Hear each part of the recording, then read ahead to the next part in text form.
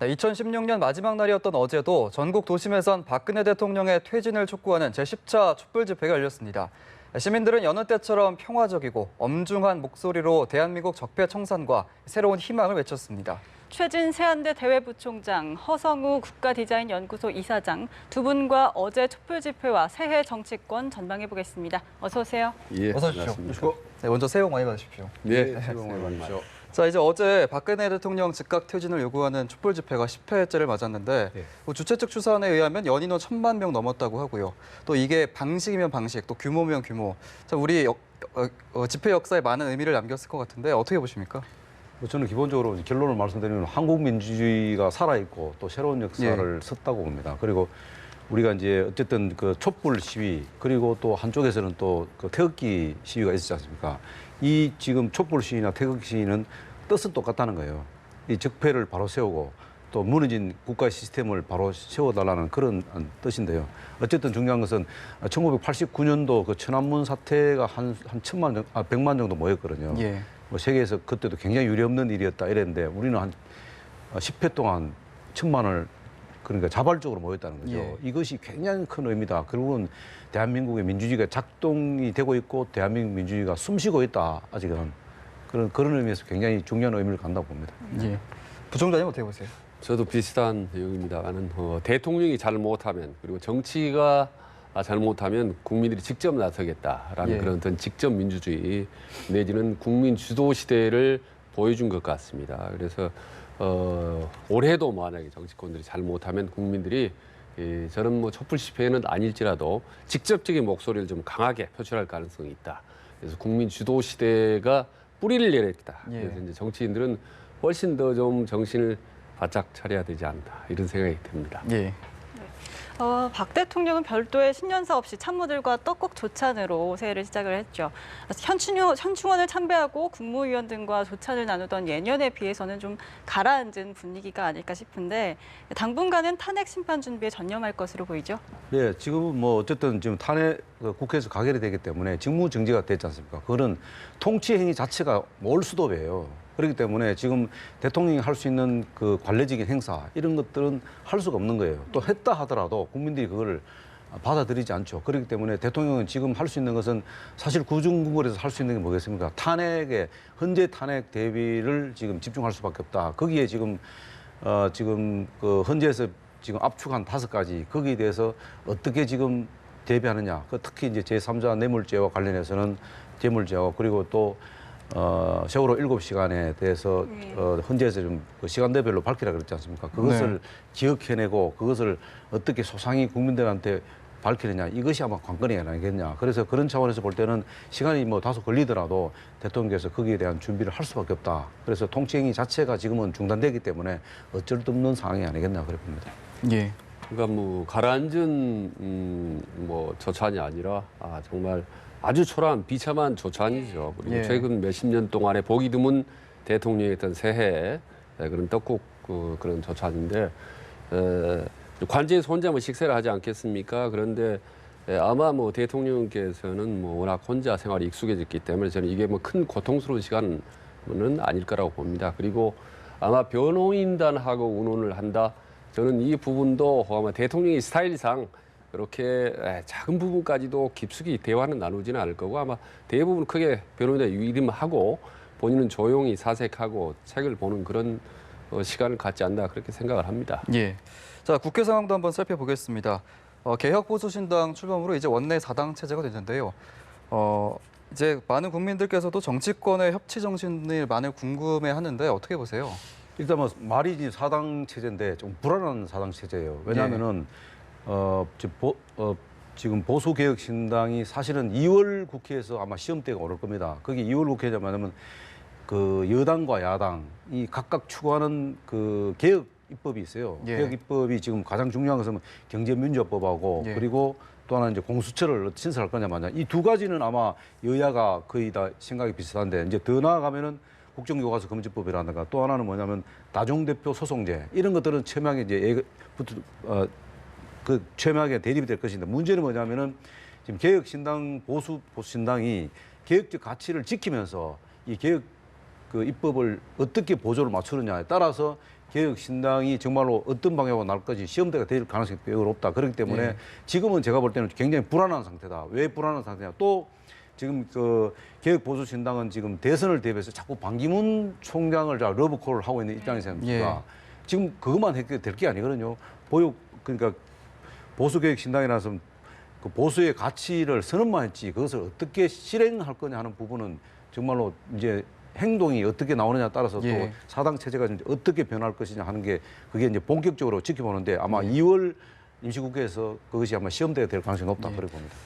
그러니까 아마 1987년 이른바 일로 삼김이라는 사당 체제 이후에 딱 지금 30년 만에 사당 체제가 다시 시작되거든요. 근데 사당 체제는 과거 역사적으로 보면 잘하면 보약이고 잘못하면 독약입니다. 예. 무슨 말씀이냐면 당이 4개가 움직이기 때문에 예.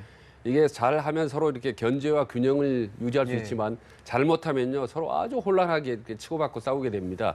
근데 금년은 이제 아쉽게도 대통령 선거가 있지 않습니까?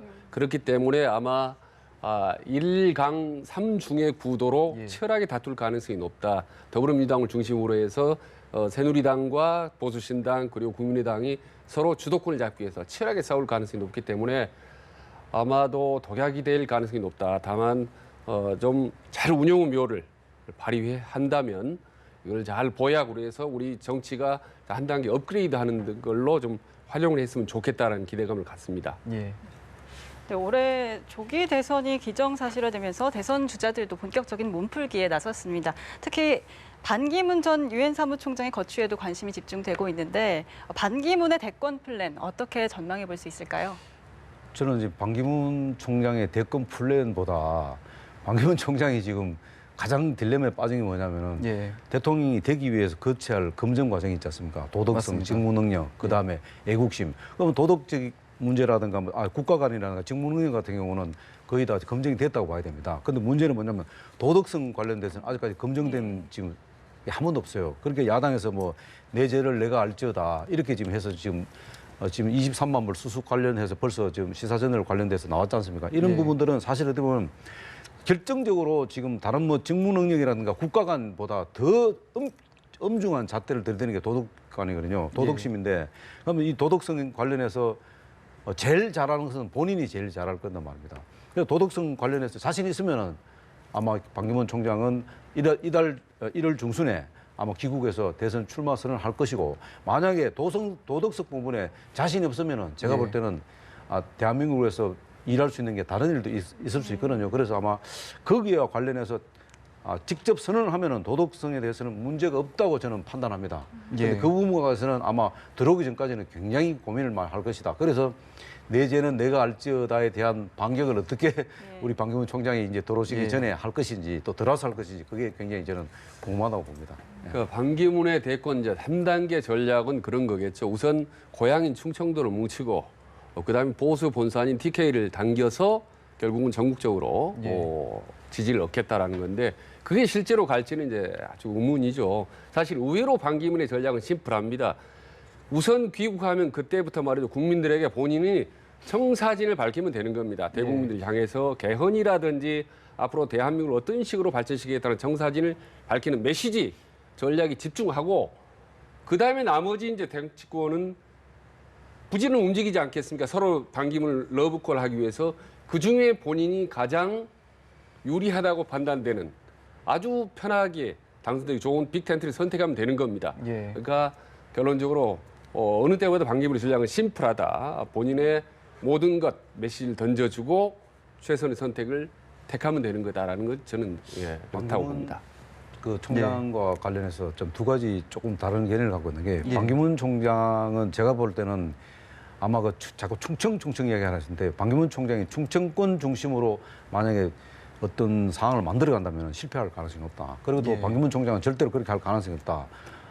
물론 지금 충청 출신이기 때문에 충청을 기반으로 해서 뭔가를 하려고 하지만 도모할 것 같지만 그러나 이 지역 중심으로 가게 되면 국민들이 굉장히 좀 불안하게 생각하고 거기에 대해서 굉장히 거부감이 심해요. 그렇기 때문에 반기문 총장은 짧은 기간에 대선을 치러야 되기 때문에 지역적 기반은 제가 볼 때는 약간 배제될 가능성이 높다. 오히려 충청권 의원 출신들은 조금 뒤로 일선 후퇴될 가능성이 높다. 또 하나는 빅텐트 하는데 빅텐트는 제가 볼 때는 어느 쪽이든지 뭐 신당이든지 어디든지 가지는 않을 거예요. 제가 볼 때는 아마 반기문 총장 반기문 총장이 구성하고 있는 자기 나름대로의 어떤 그 둥지를 틀지 않겠나. 그 둥지 안에 오히려 거꾸로 흡수하는 기존에 있는 당이라든가 아니면은 뭐 비패권지대를 만들어서 친문 그다음에 친박을 제외한 사실 중간지대에 있는 모든 그 정치 세력들을 흡수하는 오히려 본인이 흡수하는 그런 상황으로 가지 본인이 흡수당하는 상황으로는 절대로 상황을 만들어가지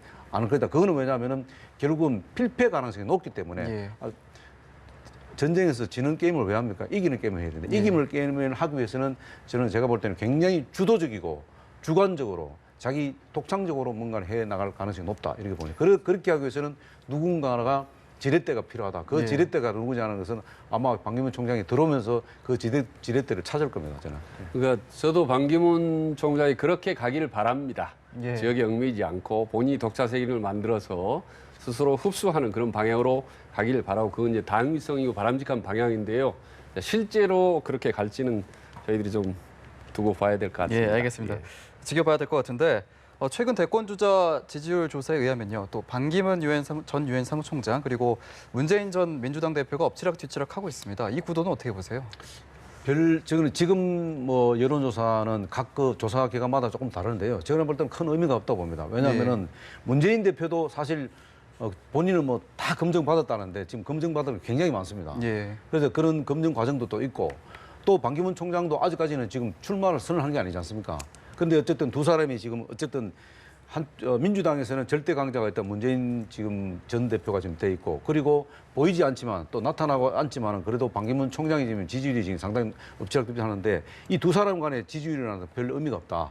제가 볼 때는 앞으로 반기문 총장이 들어와서 정치적인 행보를 할 때 그때부터 이제 지지율은 굉장히 의미가 있다. 왜냐하면은 거기에 지금 중간지대에서 지금 최순실 게이트로 인한 그 굉장히 그 거부감을 갖고 있는 일반 국민들, 특히 이제 그 보수를 지지했던 사람들은 지금 관망하고 있지 않습니까? 이 표들이 어디로 갈지 지금 모르겠는데 어쨌든 중요한 것은 반기문 총장이 출마 선언을 안 했기 때문에 지금 관망하고 있다. 그것이만 출마 선언을 했을 때까지도 지금 비슷하게 나온다 하면 문제가 있다. 그러나 지금 만약에 출마 선언을 했을 때 그 지지율이 굉장히 승부를 가를 수 높다. 그래서 지금 이 지지율은 별 큰 의미가 없다. 저도 비슷한 생각입니다만 일단 문재인 전 대표는 국내에 있기 때문에 존재감이 부각돼서 지지도가 높다. 그리고 반기문 대표는 국외에 있기 때문에 국민들에 대한 기대감이 커서 역시 지지도가 높다라고 봅니다. 그러나 이제 보름 후 정도에 들어오면요.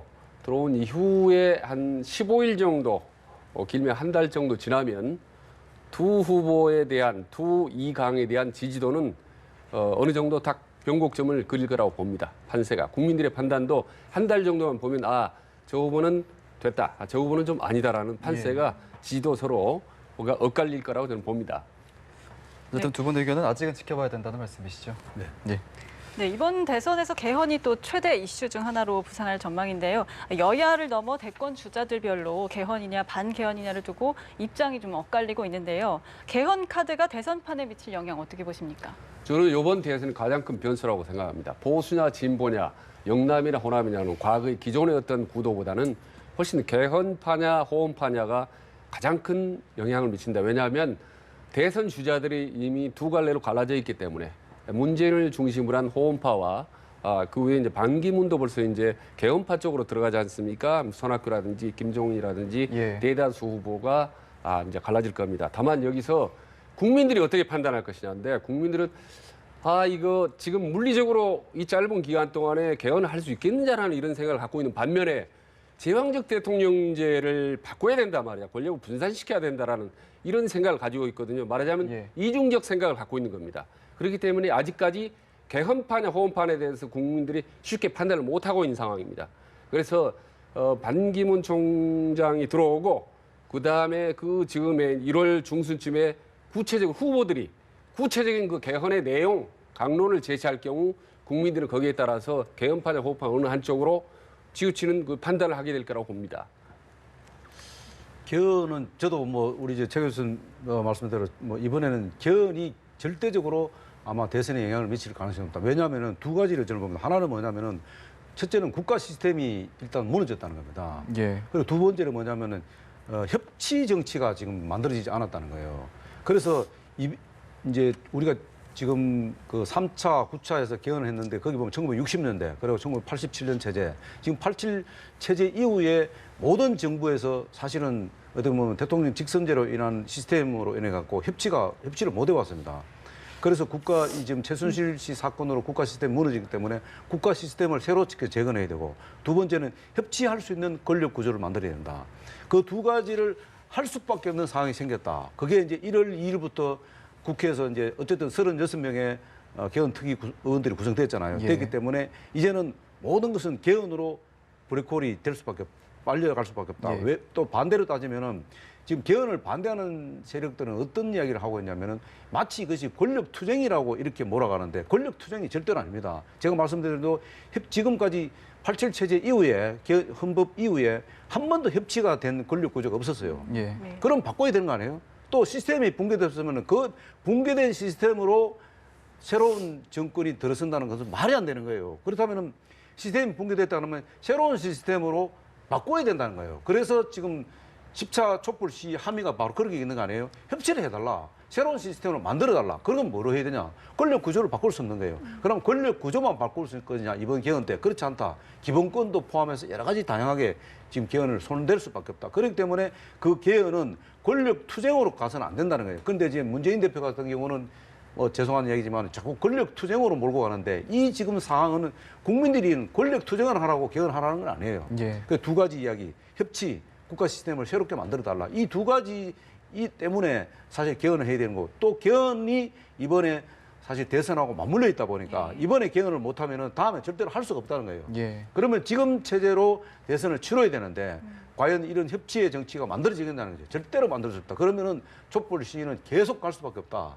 그러나 어쨌든 중요한 것은 정치권에서 이 촛불 시위의 어떤 국민의 뜻을 잘 받들어 갖고 그것을 사실 제도화 시켜서 협치할 수 있는 방안을 만들어낸다면은 정말로 이 촛불 시위의 뜻은 아마 제대로 반영이 된다 이렇게 보기 때문에 저는 개헌은 반드시 이번 기회에 돼야 되고, 또 개헌을 통해서 대한민국을 새롭게 디자인할 수 있는 그런 구도를 만들어줘야 된다. 그게 정치권의 역할이다 그렇게 봅니다. 예. 예, 이런 가운데 오는 3일이죠. 첫 변론 기일을 시작으로 박 대통령 탄핵 심판 본 게임이 시작이 될 텐데요. 처음 예상했던 것과는 달리 현재 움직임이 상당히 빠르게 진행되고 있어요. 네. 현재 움직임이 지금 빠르게 움직일 수밖에 없는 게요. 예. 지금 왜냐하면 현재 입장에서는 지금 이제 기본적으로 뭐 다 늘 항상 얘기지만은 박한철 지금 소장하고 이정미 지금 그 재판관하고 지금 두 사람이 빠져나오는 입장이잖아요. 예. 이를 그 3월 13일 날 이정미 지금 재판관이 빠져나오기 때문에 그만두기 때문에 그 전에 사실 이것을 빨리 결론 내리려 하는 그런 의도도 좀 있고요. 또 하나는 뭐냐면은 대통령이 4월 달에 이제 그만두고 6월 달에 그 대선을 치르겠다는 거 지난 아마 그 2차 그 대국민 담화에서 얘기를 했기 때문에 거기에 보조를 맞추기보다는 그거보다는 조금 당겨서 할 가능성이 없다. 그리고 또 현재 입장에서는 대통령 임기라는 것은 이제 큰 의미가 없다고 판단하는 거죠. 그리고 지금 촛불 시위가 계속 진행되고 있고 또 맞불 시위까지도 지금 진행되다 보니까 이것이 사실 계속 너무 오래 국정 공백이 되면은 결국은 우리 국민들 모두의 손해고 또 국가 전체의 손해가 엄청난 예. 기회비용이 발생된다는 거예요. 그렇기 때문에 아마 헌재가 그래서 빠르게 좀 그 판결을 내려주는 게 맞지 않나. 또 저 개인적으로 보더라도 헌재가 좀 빨리 결정을 내려줄 필요가 있다. 왜냐하면 이 국정공백 사태가 이 아무리 뭐 황교안 지금 권한대행이 지금 열심히 하고 있지만은 그 지금 권한대행이 할 수 있는 건 한계가 있기 때문에 예. 빨리 좀 이것을 마무리 지어주는 게 좋다. 이렇게 보는 거죠. 이제 다가오는 5일에는요 최순실에 대한 정식 재판이 열리는데요. 이 얘기도 좀 해보겠습니다. 그동안에는 계속해서 자신의 혐의를 완강히 부인해 왔는데 이번엔 어떤 전략으로 나올까요? 똑같은 전략일까요? 이번에도 변함없는 똑같은 전략, 원천 봉쇄 전략이라고 생각합니다. 그러니까 처음부터 뻔한 사실조차도 완벽하게 부인하는 전략이거든요. 그럼 오히려 상대방이 어떤 특검이라든지 어떤 그 국정조사하는 당사자들을 당황하게 만들어버린 전략. 이미 뭐 대통령도 뭐 세월호 7시간에 대해서 본인 뭐 기억이 안 난다라고 이렇게 변호인단 통해서 이미 먼저 나왔지 않습니까? 예. 그리고 김기춘이라든지 우병우라든지 전면적으로 모든 부분에 대해서 이미 상당 부분 물증이 나와 있는 사안조차도 부인하고 있는 전략이 있지 않습니까? 그래서 어느 정도로 그런 공감대가 형성이 돼 있다고 봅니다. 그래서 그 부분을 할 수 없이 특검이 입증하지 않을 수밖에 없다. 그렇다면 시간이 걸릴 수밖에 없고 시간이 걸리다 보면은 헌재의 판결도 자연히 늦어질 수밖에 없다라는 이런 전략이 묵시적인 어떤 묵계가 이루어진 것 같다. 예. 그래서 새해에도 모든 어떤 포인트는 당사자 최순실이나 대통령 입에 달려 있는 게 아니라 결국은 헌재의 판결에 달려 있을 수밖에 없는 그런 상황이 왔다고 봅니다. 예. 네. 저도 지금 그 특검과 관련해서요. 어쨌든 특검이 이번에 하여튼 수사관들이 하여튼 굉장히 전문성을 갖고 있는 사람들이기 때문에 수사관들이기 때문에 적어도 최순실 씨의 국정농단, 최순실 씨 비선 조직으로 인해서 법치주의가 붕괴됐잖아요. 예. 이것은 반드시 밝혀질 가능성이 높다. 대신에 최순실 씨가 제3자 뇌물죄를 대통령과 어떻게 공모 부분을 할 수 있냐, 그거는 뭐 반드시 밝혀질 가능성이 높다. 이렇게 예, 봅니다. 알겠습니다. 지금까지 최진 세한대 대외부총장, 허성우 국가디자인연구소 이사장이었습니다. 오늘 말씀 고맙습니다. 고맙습니다. 감사합니다.